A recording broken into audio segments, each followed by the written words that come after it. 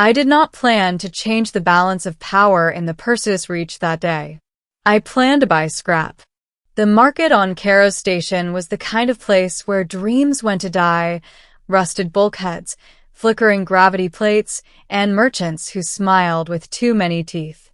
12 credits burned a hole in my pocket, the last of my earnings after a cargo run that went sideways thanks to pirates and bad luck.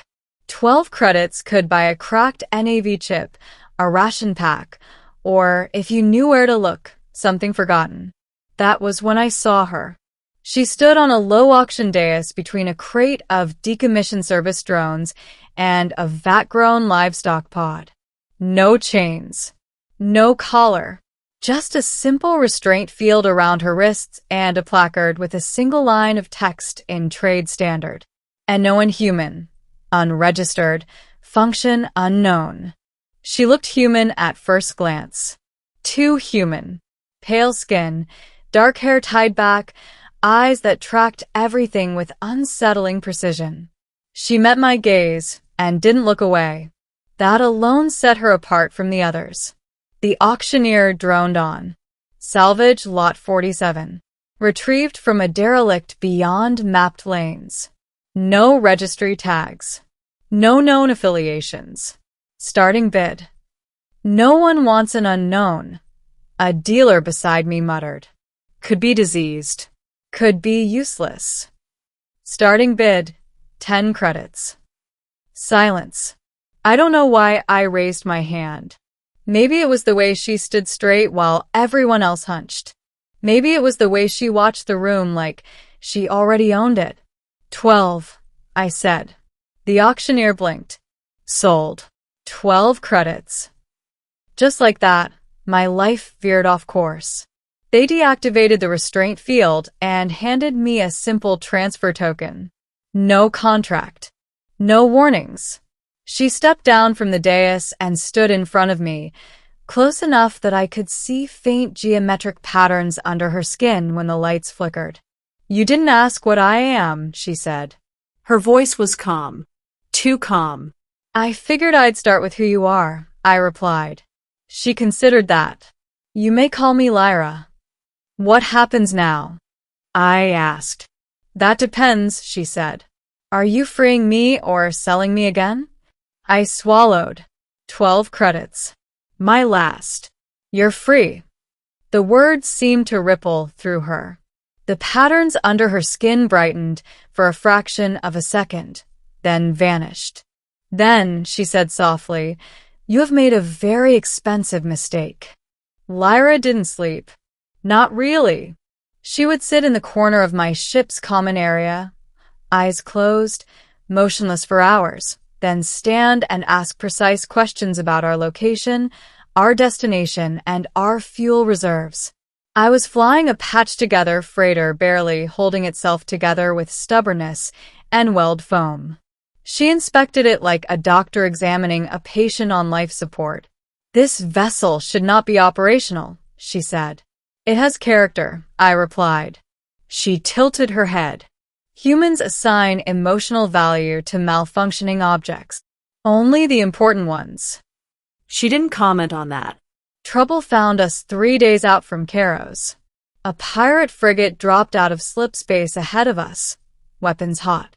I was already calculating surrender vectors when Lyra stepped onto the bridge. May I assist? She asked. With what? I snapped. They've got us dead to rights. She looked at the tactical display. Their shields oscillate on a predictable harmonic. You can overload them by modulating your comm array to emit a counterfrequency. That's not how comm arrays work. They can, she said, and placed her hand on the console. The lights dimmed. My ship groaned. The comm array screamed like it was being murdered. The pirate frigate's shields collapsed in a flash of blue light. The ship drifted, powerless. I stared at the display. What did you just do? I spoke to it, she said simply. We escaped before they could reboot. After that, things escalated quickly. Lyra could interface with technology without implants. She could predict trade fluctuations days before they happened. She corrected star charts that had been wrong for centuries. Every port we stopped at, she drew stares, some curious, some fearful. Then the agents started showing up. First it was corporate scouts offering obscene sums for consulting services. Then it was government officials asking pointed questions about my passenger. Finally, it was military vessels tracking us across 3 systems. "Who are you?" I demanded after we jumped blind to avoid a patrol. Lyra looked at me for a long moment. I was engineered. By who? By a civilization that no longer exists. She explained that her creators were called the Aurelian Concord, an ancient species that saw the future not as something to predict, but something to shape. They built Lyra as a living strategic intelligence, capable of interfacing with any system, understanding any pattern, and guiding civilizations away from self-destruction. "And they sold you at an auction?" I asked bitterly. "They died before they could finish protecting themselves," she said. "Their enemies feared what I represented. So now everyone wants you." "Yes." I ran a hand through my hair. "I paid 12 credits. "That price," she said, "was symbolic." The Perseus Reach erupted into chaos within weeks. Trade routes shifted overnight as inefficiencies were exposed. Long-standing border disputes resolved themselves after Lyra released data that proved resource claims indisputably. Pirate fleets collapsed when their own networks turned against them. The major powers panicked. They demanded Lyra's surrender for the good of galactic stability. Lyra refused. "I have observed your species," she told the Galactic Council during a broadcast that hijacked every channel.